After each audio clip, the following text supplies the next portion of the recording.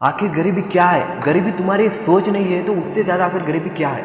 Rich dad poor dad में जो Robert Kiyosaki rich dad poor dad के writer है, अमीर या गरीब यह आदमी उसके पैसे से डिसाइड नहीं होता है, ये उसके सोच से डिसाइड होता है कि वो आदमी अमीर होगा या गरीब होगा। इसलिए अपने खुद के डैड को, जिनके पास उस टाइम में ज़्यादा पैसे थे, उनको पुअर डैड कहते थे। और उनके दोस्त के जो डैड थे, उनके पास जो रॉबर्ट कियोसाकी के डैड थे उससे कम पैसे थे, लेकिन फिर भी रॉबर्ट कियोसाकी उन्हें रिच डैड कहते थे क्योंकि उनकी सोच वैसी थी।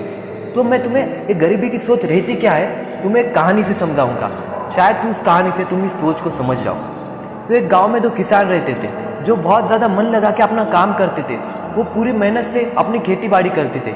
एक दिन ऐसा ही समय बीतता गया और दोनों बूढ़े होकर मर गए और दोनों भगवान के पास चले गए।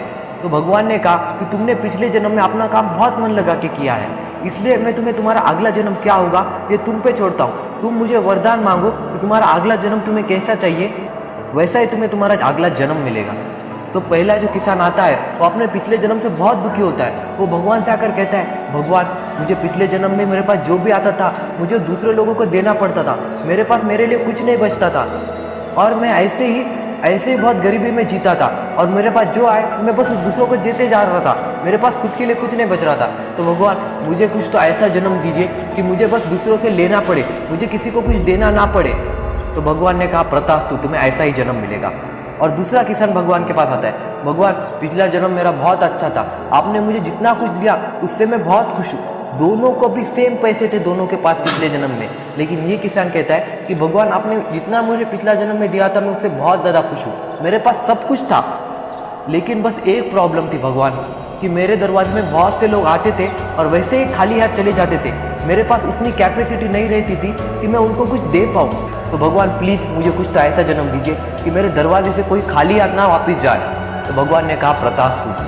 और अभी जो दूसरा जो किसान था वो उस गांव का सबसे बड़ा बिजनेसमैन, सरपंच, जो गांव के सबसे अमीर लोग रहते हैं उनमें आता था, और उनमें से भी वो सबसे अमीर था, जिसके वजह से कोई भी उसके दरवाजे पे आए वो खाली हाथ नहीं जाता था, वो उसको कुछ ना कुछ दान देता था, कुछ ना कुछ पैसे दे के ही बेचता था, क्योंकि अब वो बहुत ज़्यादा अमीर था। लेकिन जो पहले वाला किसान था जिसने मांगा था कि भगवान मुझे बस दूसरे लोग देते रहे, मुझे किसी को कुछ देना ना पड़े, वो उसी गाँव में एक भिखारी बनकर रह गया, जिसे सब लोग आके बस दिए जा रहे थे, उसे किसी को कुछ देने की ज़रूरत नहीं पड़ती। तो गरीबी की सोच यही है, जब तक तुम दूसरों के ज़िंदगी में वैल्यू ऐड नहीं कर सकते तब तक तुम्हारे पास पैसे नहीं आ सकते।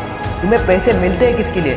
अगर पैसे की वैल्यू ना हो तो पैसे बस एक कागज़ की नोट है, उससे ज़्यादा पैसे की कुछ वैल्यू नहीं है। आखिर वैल्यू किस चीज़ की रहती है? दूसरों के काम में वैल्यू ऐड करने की। तुम जो इस दुनिया में वैल्यू ऐड कर रहे हो उसके तुम्हें पैसे मिलते हैं। अगर तुम किसी का काम कर रहे हो तो पूरा मन लगा के तुम उसको कितना दे सकते हो, तुम अपने ओर से उसको कितना ज़्यादा दे सकते हो, तुम्हारा इस पे ध्यान होना चाहिए। अगर तुमने अपने ओर से उसको पूरा दिया, उससे वो आदमी भी आगे वाला बहुत खुश हो जाएगा, उससे वो सेटिस्फाई हो जाएगा, जिससे वो भी तुम्हें भर भर के रिटर्न में देगा। लेकिन सबसे पहले तुम्हें दूसरों को देना सीखना होगा। रिच डैड पुअर डैड में भी इसके बारे में कहा है, अगर तुम्हें पैसे कमाने हैं तो तुम्हें सबसे पहले पैसे देना सीखना होगा। जब तक तुम दूसरों की ज़िंदगी में वैल्यू ऐड नहीं कर सकते तब तक तुम्हें कुछ नहीं मिलेगा। तुम पैसे के पीछे मत भागो, तुम अपने अंदर ऐसा टैलेंट ढूंढो जिसमें तुम्हें करने में मज़ा आए और जिससे तुम दूसरे लोगों की ज़िंदगी में भी कुछ ना कुछ वैल्यू ऐड कर सको। तो आज के वीडियो में इतना ही, मिलते हैं अगले वीडियो में, तब तक के लिए जय हिंद, जय भारत।